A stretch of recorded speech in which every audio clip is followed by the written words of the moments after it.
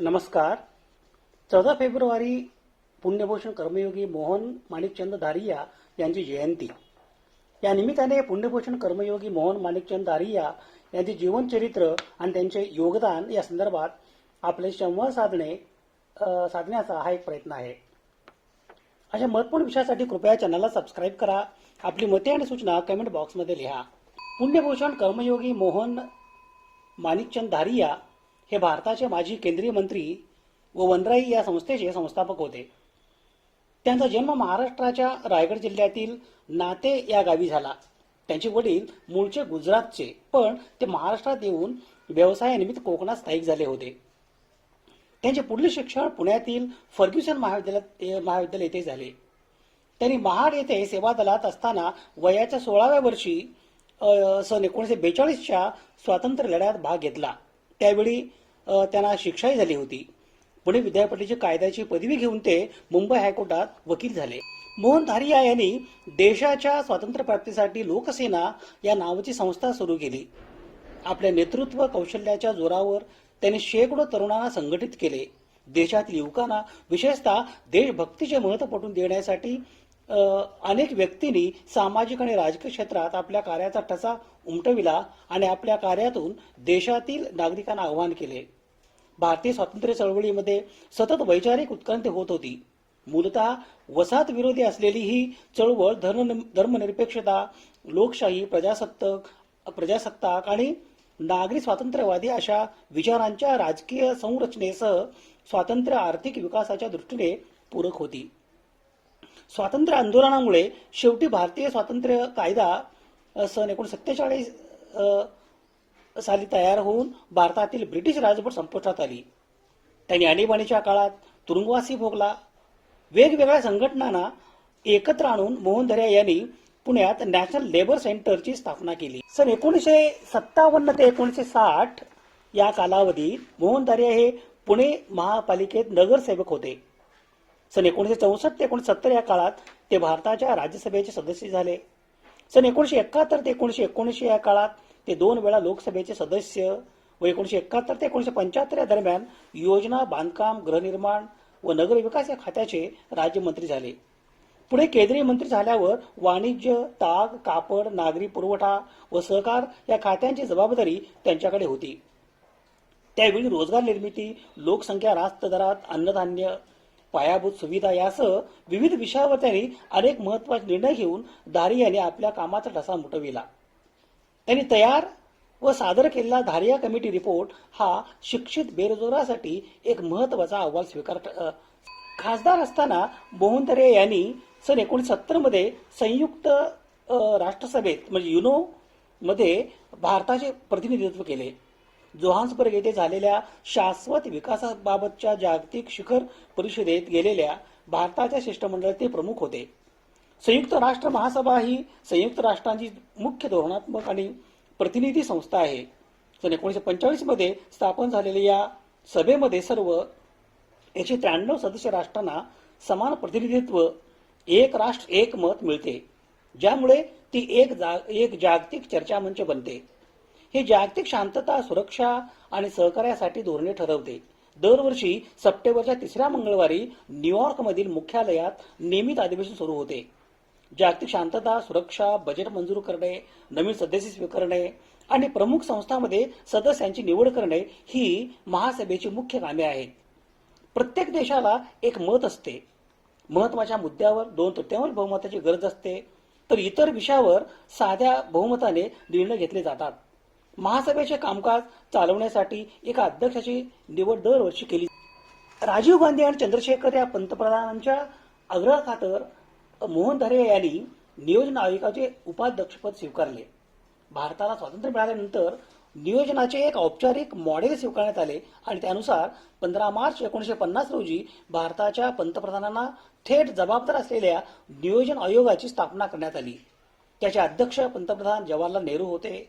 नियोजन आयोगाच्या निर्मितीचा अधिकार भारताच्या संविधानातून किंवा कायद्यातून मिळालेला नव्हता. तो भारताच्या केंद्र सरकारचा एक विभाग आहे. पहिली पंचवार्षिक योजना सन 1951 मध्ये सुरू करण्यात आली, ज्यामध्ये प्रामुख्याने कृषी क्षेत्राच्या विकासावर लक्ष केंद्रित करण्यात आले. सन 1965च्या आधी जेव्हा भारत पाकिस्तान संघर्षामुळे ब्रेक लागला त्यानंतरच्या 2 पंचवार्षिक योजना आखण्यात आल्या. सलग 2 वर्ष दुष्काळ, चलनाचे अवमूल्यन, किमतीमध्ये सामान्य वाढ आणि संसाधनांचा ऱ्हास यामुळे नियोजन प्रक्रियेत व्यत्यय आला आणि सन 1966 ते 1969 दरम्यानच्या 3 वार्षिक योजनांनंतर सन 1969 मध्ये 4थी पंचवार्षिक योजना सुरू करण्यात आली. सन 1972 मध्ये स्टॉकहोम येथे झालेल्या युनायटेड नेशनच्या परिषदेत जगाने प्रथमच पर्यावरण या विषयावर चिंतन करण्यास सुरुवात केली. पर्यावरणाविषयीची चिंता भारतासह सर्व देशांमध्ये पसरली. पद्मविभूषण श्री मोहन धारिया हे मनापासून प्रभावित झालेल्या मध्ये होते. महाराष्ट्रातील दुष्काळी भागातून प्रवास करताना त्यांनी ग्रामीण भारतातील संघर्ष प्रत्यक्ष पाहिला होता. कोरड्या जमिनी, आकुंचन पावणारी जंगले आणि तुटलेल्या आशा. त्या चिंतनाच्या क्षणातच वनराईचा जन्म झाला. संघटना म्हणून नाही तर लोक चळवळ म्हणून.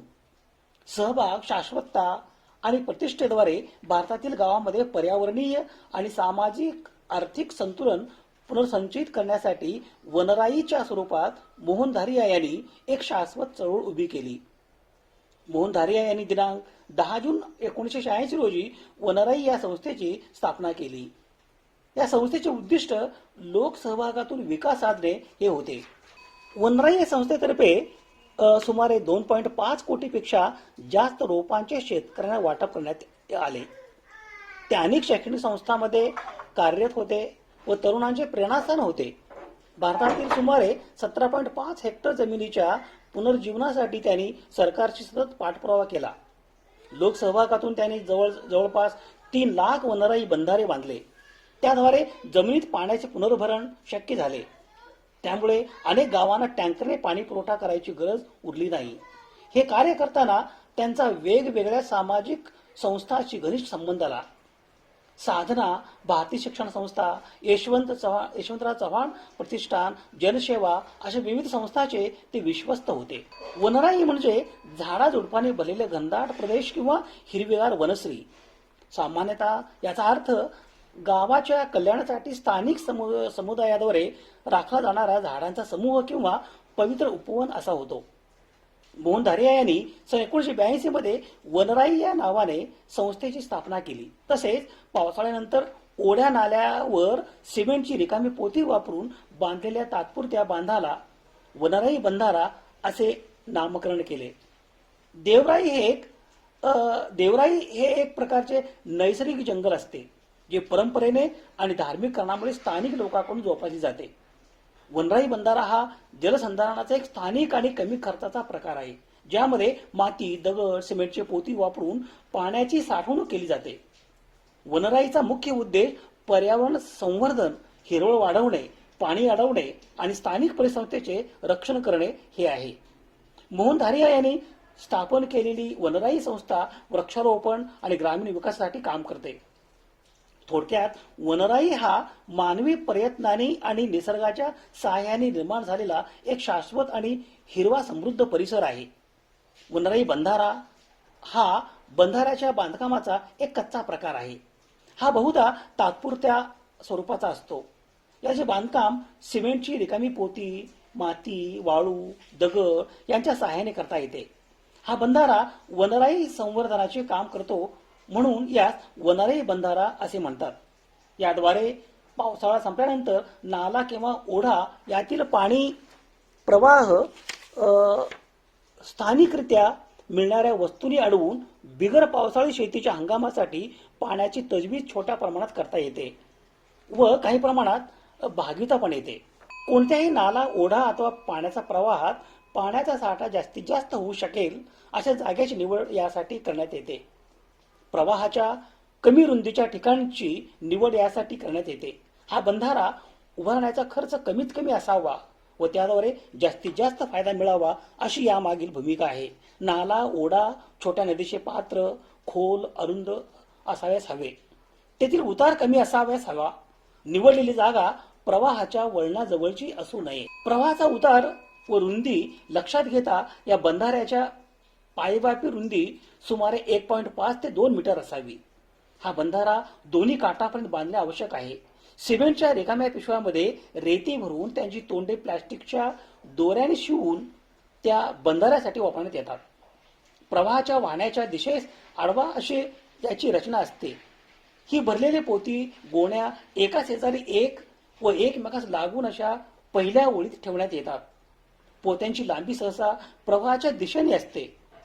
पहिला थर तयार झाल्यावर तसाच दुसरा थर रचण्यात येतो. विटांची भिंत बांधताना वापरण्यात येणारी सांधेजोड पद्धत यात वापरण्यात येते. पहिल्या थराच्या गोण्यांच्या सांध्यावर जोडावर दुसऱ्या थराचे पोते ठेवण्यात येतात. साधारणतः 2 अथवा 3 थरानंतर मातीचा एक थर पसरवण्यात येतो. त्याने रचलेल्या पोत्यांच्या मधील फटी बुजून बंधाऱ्याचे सांधे पक्के होतात व पाणी झिरपत नाही. पावसाचे वाहून जाणारे पाणी वनराई बंधाऱ्याने अडविण्यात येते व हवे असल्यास अशा प्रकारच्या बंधाऱ्याची साखळी करून जमिनीत मुरवता येते. त्याने पाण्याची भूगर्भ पातळीत वाढ होते. वनराई बंधाऱ्यामुळे सक्षम जलस्रोतांची निर्मिती होऊ शकते. वनराई बंधाऱ्यामुळे कमी पर्जन्यमान असलेल्या ठिकाणी पावसाळी पाण्याचा पुरेपूर वापर वनराई बंधाऱ्यासाठी कोणत्याही प्रकारच्या तांत्रिक ज्ञानाची गरज नाही. 2-4च्या संख्येतील शेतकरीही याचे बांधकाम करू शकतात. देखभाल, डागडुजी, दुरुस्तीचा नगण्य आवश्यकता आहे. लहान गावातील पाणी पुरवठ्याच्या विहिरीचे खालचे भाग बंधाऱ्याची साखळी तयार केल्यास विहिरीचे पाणी जास्त काळ टिकते. पद्मभूषण मोहन धारिया यांनी जेव्हा वनराईची कल्पना केली तेव्हा त्यांचे स्वप्न साधे पण शक्तिशाली होते. भारताला पुन्हा हिरवेगार बनवणे सुरुवातीची कल्पना वनीकरणात रुजलेली होती. जंगलतोड, दुष्काळ आणि पर्यावरणीय संकटग्रस्त असलेल्या जमिनीला बरे करण्यासाठी झाडे लावणे. सन 1986 मध्ये जेव्हा वनराईची स्थापना ट्रस्ट म्हणून झाली तेव्हा हे स्वप्न औपचारिकपणे आकारास आले.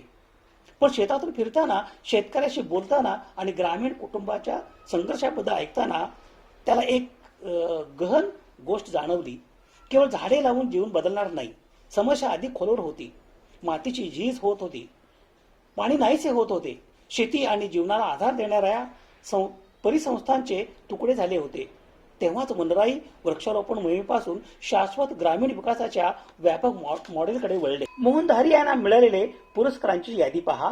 26वा इंदिरा गांधी राष्ट्रीय एकात्मता पुरस्कार, इंदिरा प्रियदर्शिनी वृक्षमित्र पुरस्कार, जीवन गौरव पुरस्कार पुणे विद्यापीठाचा, डिलीट टिळक महाराष्ट्र विद्यापीठ आणि डी.वाय. पाटील विद्यापीठ यांचा, पद्मभूषण पुरस्कार भारत सरकार, पुण्यभूषण पुरस्कार पुणे महानगरपालिका, बापू पुरस्कार, यशवंतराव चव्हाण उत्कृष्टता पुरस्कार, राजीव गांधी पर्यावरण रक्षण पुरस्कार, रामशास्त्री प्रभुणे पुरस्कार, स्वामी विवेकानंद नॅशनल अवॉर्ड आणि सूर्यरत्न पुरस्कार. मोहन धारिया यांनी लिहिलेल्या पुस्तकांची ही यादी. एफॉर्टेशन इन इंडिया, जागतिक कीर्तीचे भारतीय शास्त्रज्ञ, तेथे कर माझी जुळती, निधनापूर्वीपर्यंत अप्रकाशित होते. Population explosion and India, fumes and fire, बोल अनुभवाचे, यही जिंदगी, संघर्षमय सफर आत्मचरित्र आहे.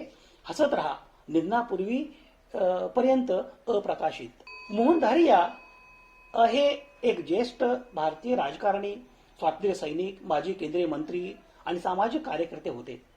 पुण्यातील वनराई संस्थेचे संस्थापक म्हणून त्यांनी पर्यावरण व ग्रामविकास क्षेत्रात मोलाचे कार्य केले आहे. सन 2005 मध्ये त्यांना पद्मविभूषण पुरस्काराने सन्मानित करण्यात आले. मोहन धारिया यांचा जन्म रायगड जिल्ह्यातील महाड तालुक्यातील नाते या गावी झाला. फर्ग्युसन कॉलेज पुणे येथे शिक्षण सुरू असताना सन 1942च्या स्वातंत्र्य चळवळीत भाग घेण्यासाठी शिक्षण सोडले. सन 1957 ते सन 1960 या काळात पुणे महापालिकेत नगरसेवक ते लोकसभा आणि राज्यसभेचे सदस्य राहिले असून केंद्रीय मंत्री म्हणूनही त्यांनी जबाबदारी सांभाळली. सामाजिक सुधारणा आणि पर्यावरण रक्षणासाठी वनराई संस्थेची स्थापना केली. वृक्ष संवर्धन आणि ग्रामीण विकासासाठी त्यांनी शेवटपर्यंत काम केले.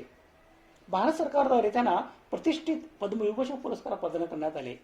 दिनांक 14 ऑक्टोबर 2013 रोजी पुण्यात वृद्धपकाळाने व किडनीच्या आजाराने निधन झाले.